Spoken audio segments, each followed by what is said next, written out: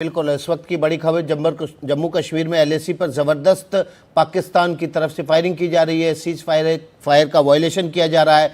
भारत ने पहलगाम के आतंकी हमले का ऑपरेशन सिंदूर से जवाब दिया। पाकिस्तान के भीतर 9 आतंक के ठिकानों को मिट्टी में मिला दिया। अब इसके बाद पाकिस्तानी सेना भारत के साथ एलओसी से सटी सीमा पर ज़बरदस्त फायरिंग कर रही है। भारतीय सेना की तरफ से इसका करारा जवाब दिया जा रहा है। छोटे और मध्यम दर्जे के जो मोर्टार हैं उनके ज़रिए भी यहाँ पर सेलिंग की जा रही है, लेकिन भारतीय सेना भी उसी लहजे में जवाब पाकिस्तानी फ़ौज को दे रही है। पाकिस्तान ने एयर स्ट्राइक की बात कबूली है। पाकिस्तान ने यह भी माना है कि उसके पाकिस्तान के भीतर 3 अलग अलग इलाकों के 9 स्थानों पर एयर स्ट्राइक की गई है। इसमें ब्रह्मोस मिसाइल का इस्तेमाल किया गया है, सुखोई और राफेल का भी इस्तेमाल किया गया है। इस वक्त की बड़ी खबर, जम्मू कश्मीर में एलओसी पर जोरदार फायरिंग चल रही है। पाक ने 48 घंटे के लिए अपने 2 एयरपोर्ट बंद कर दिए। सियालकोट और लाहौर एयरपोर्ट को बंद किया गया है, जबकि 3 जगहों पर पुंछ में, उरी में ये जो तस्वीर थी ये जरा बड़ा करके दिखाइए। ये शायद सबूत हैं उसके, जब अब से थोड़ी देर पहले स्ट्राइक, ये देखिए विकास, ये जो सबूत हैं ये चीख चीख कर बता रहे हैं कि अब से थोड़ी देर पहले यहाँ पर एयर स्ट्राइक हुई है और ये वो ठिकाने हैं जहां पर भारतीय सेना ने एयर स्ट्राइक की है। उन जगहों को निशाना बनाया जहां पर आतंकी थे और ये बहुत टारगेटेड हमला है, क्योंकि भारतीय एजेंसियों को, भारतीय सेना को पहले से पता था कि इन ठिकानों पर आतंकी हैं। विकास, ये आप देखिए एक बार इन तस्वीरों को, और क्योंकि ईंट पत्थर सब कुछ अलग नजर आ रहा है और उसके बाद से अब पाकिस्तान की बौखलाहट यह है कि वो बॉर्डर पर उरी में हैवी फायरिंग कर रहा है, मोर्टार वहां पर दाग रहा है, लेकिन सेना तैयार है पूरी तरीके से और इसका भी जवाब दिया जा रहा है। कल सुबह भारतीय सेना भी 10 बजे एक प्रेस कॉन्फ्रेंस करेगी जिसपे पूरी जानकारी सेना की तरफ से दी जाएगी, लेकिन फिलहाल रात में सेना ने ट्वीट करके बता दिया है कि हमने ये कार्रवाई की है और जय हिंद। जय हिंद, जय भारत की सेना, भारत माता की जय। हर भारतीय के जवान पर आज यही नारा है। आज जब रात में ये खबर आई, लोग नींद से जागे, लोगों में खुशी की लहर थी कि भारतीय सेना ने पहलगाम के आतंकी हमले का बदला ले लिया है। पाकिस्तान के भीतर घुसकर 9 स्थानों पर स्ट्राइक किया है। इसमें जैश ए मोहम्मद का बहावलपुर का हेडक्वार्टर भी शामिल है। यहाँ पर 3 आतंकियों के मारे जाने की खबर है और अस्पताल में घायलों का पहुँचना लगातार जारी है। इस हमले के बाद कोटली और मुजफ्फराबाद में भी भारत ने एयर स्ट्राइक के जरिए वहाँ पर आतंक के ठिकानों को मिट्टी में मिला दिया। इसके बाद पाकिस्तान में हड़कंप कट गया है। उसने 2 एयरपोर्ट सियालकोट और लाहौर को बंद कर दिया अगले 48 घंटे के लिए।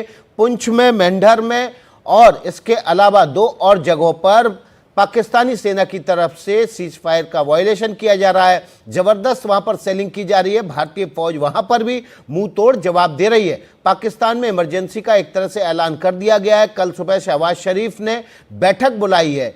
अभी भी बैठक जो है कल सुबह 10 बजे बुलाई। अपने कंफर्ट जोन से बाहर नहीं निकलना चाह रहे। उनको भी पता है कि आतंकवादियों के लिए लड़ना नहीं है। ये मतलब आप किसी देश के लिए सुनना, विकास, ऐसा लगता है कि वो रात में सोएंगे आराम से, कल सुबह बैठक बुलाएंगे, फिर देखेंगे क्या करना है।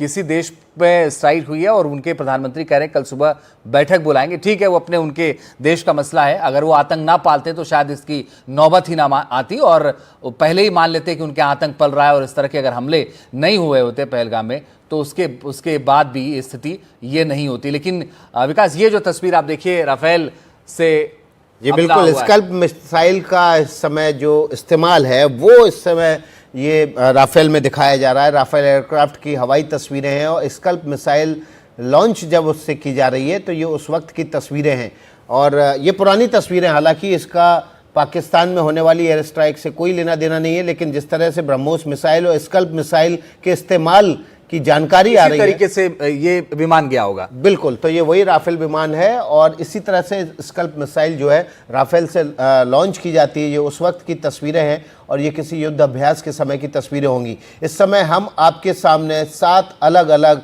विंडो के जरिए, 7 तस्वीरों के जरिए भारत के ऑपरेशन सिंदूर की गौरव गाथा आपके सामने रख रहे हैं। वीडियो नंबर 1, ये पहलगांव का बदला, उस ठिकाने की तस्वीरें हैं जो भारत ने एयर स्ट्राइक करके इस ठिकाने को मिट्टी में मिला दिया। वीडियो नंबर 2, ये धमाके की तस्वीरें हैं और यहाँ पर भगदड़ के माहौल बन गए। जैसे ही लोगों ने देखा एक के बाद एक यहाँ पर 3 मिसाइलें आकर गिरी हैं, लोग वहां से भागना शुरू कर दिया।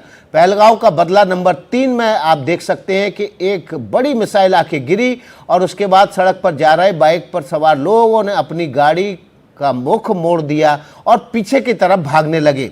वीडियो नंबर 4 ये आप देख रहे हैं, ये तस्वीरें संभवतया लाहौर की हैं, जहां पर एयरपोर्ट को अगले 48 घंटे के लिए बंद कर दिया गया है। भारतीय सेना पाकिस्तान के पंजाब प्रांत में इमरजेंसी घोषित कर दी गई है। पाकिस्तान के पंजाब प्रांत में ही बहावलपुर है, जहां पर भारतीय सेना ने जैश ए मोहम्मद के हेडक्वार्टर को मिट्टी में मिलाया है। ये तस्वीरों के जरिए भारत के सिंदूर, ऑपरेशन सिंदूर की गौरव गाथा आपके सामने है। पाकिस्तान इसके जवाब में अब एलओसी पर सीज फायर का वायलेशन कर रहा है।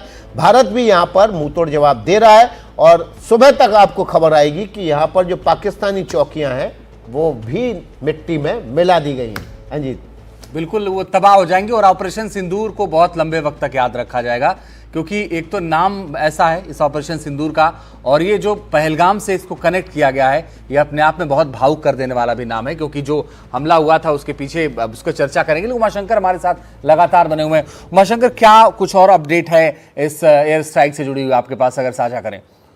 जी बिल्कुल, अभी सूत्रों की तरफ से जानकारी आ रही है कि भारत ने दुनिया के कई देशों को अपनी तरफ से जो कदम उठाए गए हैं उसकी जानकारी दी है, और जिन देशों को जानकारी दी गई है उसमें अमेरिका, रूस, यूएई, यूके समेत तमाम ऐसे देश शामिल हैं, जिसको भारत पहले से ही इस बात की इत्तला देता रहा था कि पहलगाम हमले के जो तार हैं वो सीमा पार से जुड़े हुए हैं। तो भारत ने अपने डिप्लोमेटिक एफर्ट्स जो है वो तेज कर दिए हैं, ताकि दुनिया के देशों को ये बताया जा सके कि भारत का जो हमला है वो किसी भी तौर पे ना तो पाकिस्तान के सिविलियंस पे है, ना वहाँ के सिविलियन किसी साइट पे है, ना ही मिलिट्री जो एस्टेब्लिशमेंट पे है उस पे है, बल्कि सीधा का सीधा ही जो हमला है वो आतंकी कैंपों पर है।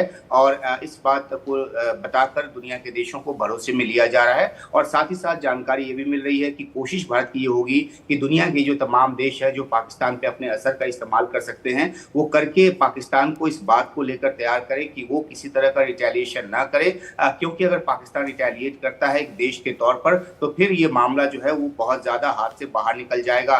तो भारत साफ तौर पे ये बताने की कोशिश में है कि उसके पास जो पुख्ता सूचनाएं थी, जहां जहां आतंकी कैंप चल रहे थे, सिर्फ और सिर्फ उन्हीं आतंकी कैंप्स को निशाना बनाया गया है। और इस तरह की जो जानकारी है वो अमेरिका के साथ, रूस के साथ और यूएई और इसके अलावा तमाम जो दूसरे देश हैं, आपको याद होगा कि पहलगाम हमले के बाद भारत ने अपने डिप्लोमेटिक एफर्ट को तेज किया था। दुनिया के तमाम देशों के जो राजनयिक यहाँ पर हैं उनको बुलाकर ब्रीफ करने की प्रक्रिया जो है शुरू की थी, जिसमें जो शुरुआती उस समय तक जानकारी थी पहलगाम हमले के बारे में वो साझा किया था। अब जबकि इतना बड़ा स्ट्राइक जो है वो भारत की तरफ से किया गया है, पाकिस्तान की तरफ से विदेश मंत्रालय की तरफ से भी प्रतिक्रिया आई है, और एक लंबी चौड़ी प्रतिक्रिया है जिसमें साफ तौर पे ये कहा गया है कि भारत ने एक एक्ट ऑफ वॉर किया है, एक तरह से युद्ध थोपने की कोशिश की है, और पाकिस्तान जो है अपने जवाबी कार्रवाई के अधिकार को सुरक्षित रखता है। तो ये शुरुआती जानकारी आई है और पाकिस्तान के बिल्कुल उमा, आपके पास लौटेंगे। राजीव रंजन हमारे सहयोगी रक्षा मामलों के विशेषज्ञ हमारे साथ जुड़े हुए हैं। स्कल्प मिसाइल का इस्तेमाल किया गया ये बताया जा रहा है। राजीव रंजन, स्कल्प मिसाइल किस तरह से काम करती है, ये भारत में किन देशों के साथ मिलकर डेवलप की है, इसके बारे में जरा बताइए। ये बताया जा रहा है कि इन ठिकानों पर, ठीक है मुकेश के पास चलते हैं। मुकेश, स्कल्प मिसाइल जिसके जरिए राफेल से लॉन्च की गई है स्कल्प क्रूज मिसाइल और पाकिस्तान में ठिकानों को नेस्तनाबूद किया गया, क्या है इसके बारे में अपडेट दीजिए थोड़ा। देखिए, जो स्कैल्प मिसाइल है वो फ्रांस और यूके ने डेवलप की है। ये बहुत लंबी दूरी तक मार करती है, 560 किलोमीटर तक ये मार कर सकती है, और स्कैल्प मिसाइल का भारत ने प्रयोग किया है, ये जानकारी मिली है। और ये राफेल के जरिए स्कैल्प मिसाइल को दागा गया है। कुल 9 जगहों पर जो है हमला हुआ है। इस मिसाइल का जो इम्पैक्ट है वो काफ़ी ज़्यादा होता है, ये भी जानकारी मिली है। एक बड़े इलाके को तबाह करती है, और जिस तरह की जानकारी आ रही है कि पीओके में 9 जगहों पर जहाँ पर ये मिसाइल दागी गई है वहाँ पर बड़े पैमाने पर तबाही हुई है। अभी एग्जैक्ट जो आंकड़ा है मरने वालों का वो सामने नहीं आया है, लेकिन ये जानकारी मिली है कि जितने पाकिस्तान में लॉन्चिंग पैड हैं, जितने आतंकियों के ट्रेनिंग सेंटर हैं, बहावलपुर में जैश ए मोहम्मद का हेडक्वार्टर है, इसके अलावा लश्कर तैयबा जो आतंकी संगठन है जिसका चीफ हाफिज सईद है उसका ठिकाना है, उसको बिल्कुल जमींदोज कर दिया गया है इस मिसाइल के जरिए, और आसपास के इलाकों में भी इसका इम्पैक्ट हुआ है, ये भी जानकारी मिली है। ये जो मिसाइल है ये काफ़ी दूर से करीब 560 किलोमीटर किलोमीटर की रेंज इसकी है और काफ़ी दूर से ये दागी जा सकती है। तो अब तक की जानकारी के मुताबिक 9 जगहों पर एयर स्ट्राइक हुआ है और पाकिस्तान में कई एयरपोर्ट जो है वो बंद कर दिए गए हैं। इसके बाद में वहाँ पर इमरजेंसी हालात इस वक्त हैं और जो मिसाइल का अटैक हुआ है उसके जो वीडियो सामने आए हैं पाकिस्तान की ओर से, उसमें साफ तौर पर दिखाई दे रहा है कि कितना भयंकर धमाका हुआ है, कितना बड़ा इम्पैक्ट हुआ है और तेज धमाके के साथ पूरा इलाका जो है वो एक तरह से जलता हुआ दिखाई दे रहा है। ये भी वीडियोस में दिख रहा है। तो काफ़ी बड़ा नुकसान हुआ है पीओके में, जहां पर आतंकी ठिकाने हैं और भारतीय सेना ने साफ किया है कि उन्होंने केवल आतंकी ठिकानों को टारगेट किया है। जो सिविलियंस हैं पाकिस्तान के या जो पाकिस्तान की आर्मी है उनके ठिकानों को टारगेट नहीं किया है। ये केवल उन ठिकानों को टारगेट किया है जहां से पाकिस्तान में आतंकी कैंप चलते हैं, आतंकियों के ट्रेनिंग सेंटर चलते हैं। और ये भी साफ हो गया था कि किस तरह से जो पाकिस्तानी सेना है वो उन आतंकियों को पालती पोसती है। जी बिल्कुल। तो